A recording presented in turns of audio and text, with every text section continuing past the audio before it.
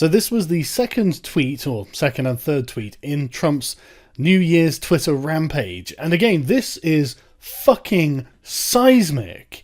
It's not only Pakistan that we pay billions of dollars to for nothing, but also many other countries and others. Okay.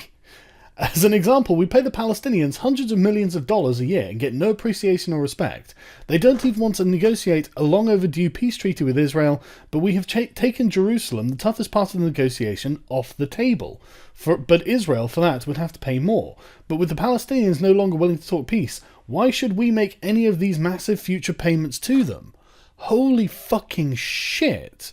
That is a massive statement of intent. I mean, I'm genuinely amazed that he didn't bring up the fact that bin Laden was caught hiding out near a military compound in Pakistan. That would have been the thing to put the cherry on the cake, frankly.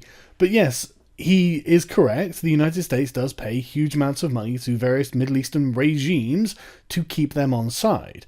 If Trump wants to flip the table and reset the board somewhat, well, he has the power to do it, and it looks like he's really thinking about it. And I want to be clear, this is exactly what George W. Bush and Obama both promised as they were running for president as well. So Trump is not actually doing anything massively outlandish when he says, I'm going to recognize Jerusalem as Israel's capital. Jerusalem is still the capital of Israel and must remain an undivided city accessible to all.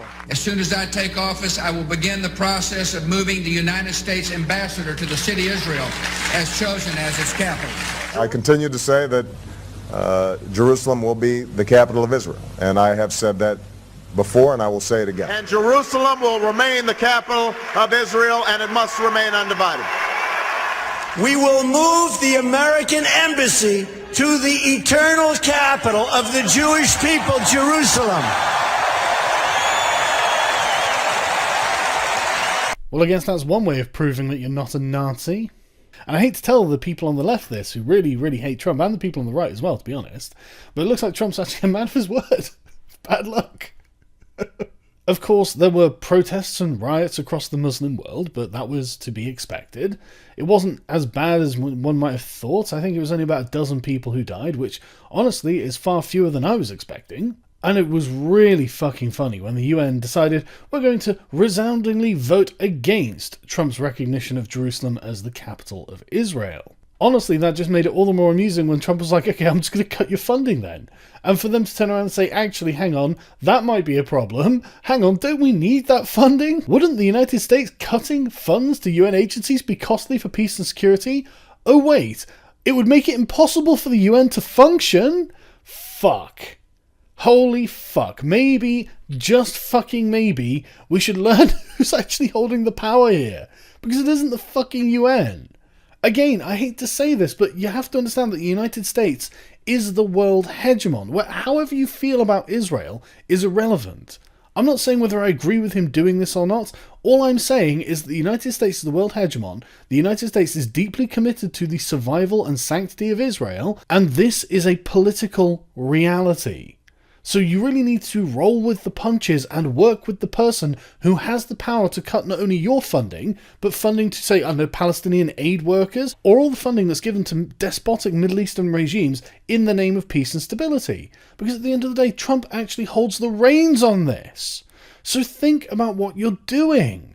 If he's saying, listen, we're not getting the kind of cooperation we expect from the Arab world, then he has the power, and frankly, I think he's within his right as the president to turn around and say, you know, I'm going to change this.